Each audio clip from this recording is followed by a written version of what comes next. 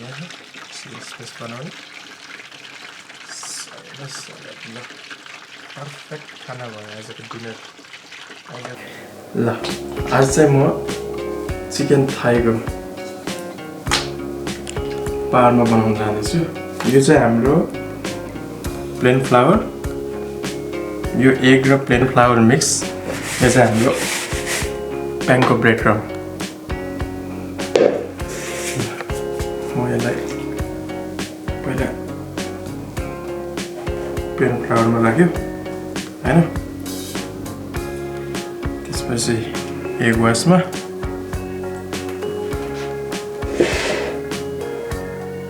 अनि यसलाई ब्रेड क्रम्बमा राखेर क्रम गर्ने फर्स्ट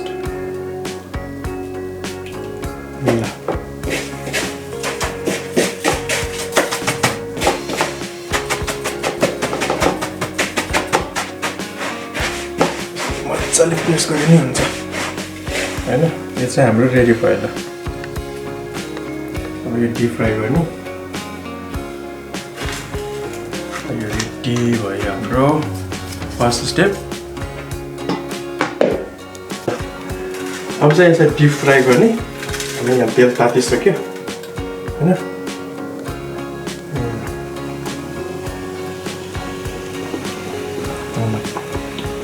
सानो आगोमा पकाउनु पर्छ ठुलो आगोमा पकायो भने चाहिँ छिटो डढ्छ फेरि यो भएर सानो आगोमा पकाउने 1-2 मिनट त्यसको लागि चाहिँ म यहाँ ट्रे रेडी गरिसकेँ यो आफ्नो बित्तिकै यो ट्रेमा हाल्छु अनि हाम्रो यहाँ नापोली सस रेडी छ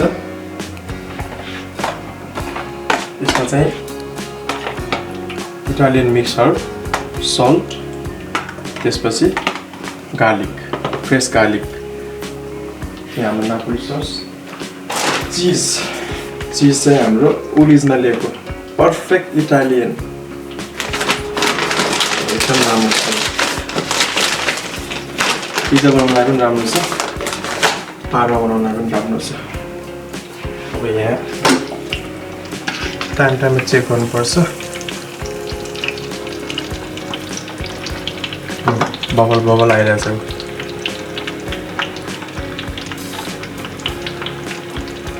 ल यतिकै गोल्डन कलर आयो भने चाहिँ हाम्रो रेडी भयो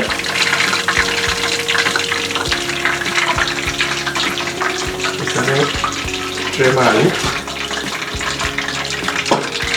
रेस्ट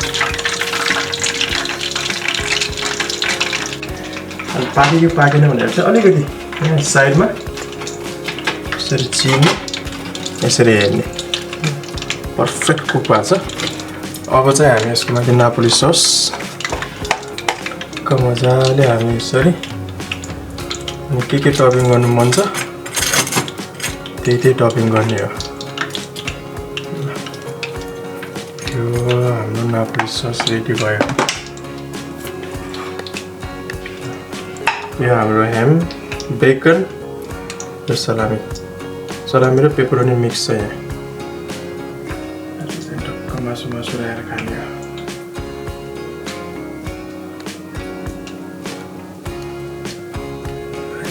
लास्टमा बेकन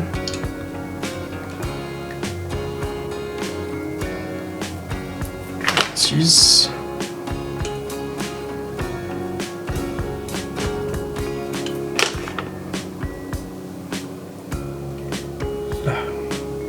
यसलाई चाहिँ अब ओभनमा हाल्दिनु 1-2 मिनट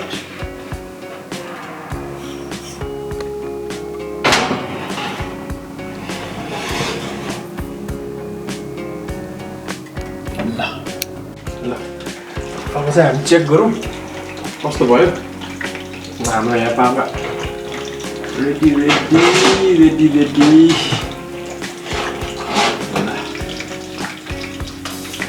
चिज मेल्ट भइसक्यो अब चाहिँ चपिङ बोर्डमा राखौँ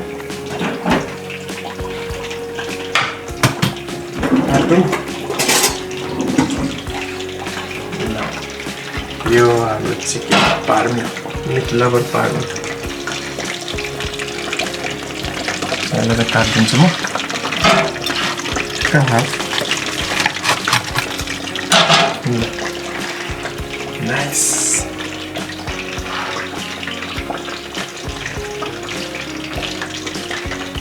मजाले पाकेको छ यहाँ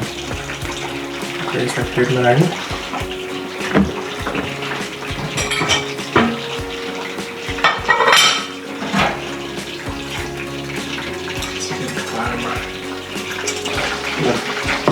सारा पनि बनाइहाल्नु जे छ होइन मिक्स गरेर यो चाहिँ हाम्रो फर्स्ट लेटिस अलिप्स पनि अलिअलि हाल्नु सबै हाल्नु अलिप्स पिकल तपाईँहरू पनि घरमा जे छ सबै राखेर बनाउनु होला पिकल फेटा चिज yummy feta cheese यही हाले पनि हुन्छ फेटा चिजको अलिभ ओइल ल सिजनिङ पनि भयो अलिकति मिक्स गर्नु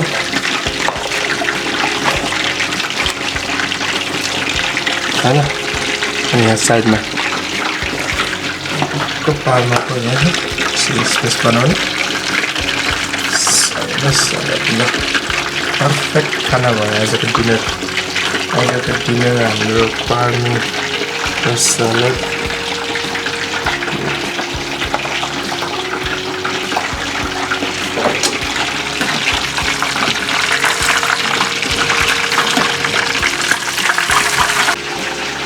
यो चाहिँ आजको हाम्रो dinner chicken parmi with salad video राम्रो लाग्यो भने चाहिँ लाइक कमेन्ट शेयर अनि सब्सक्राइब गर्न चाहिँ बिर्सिने होइन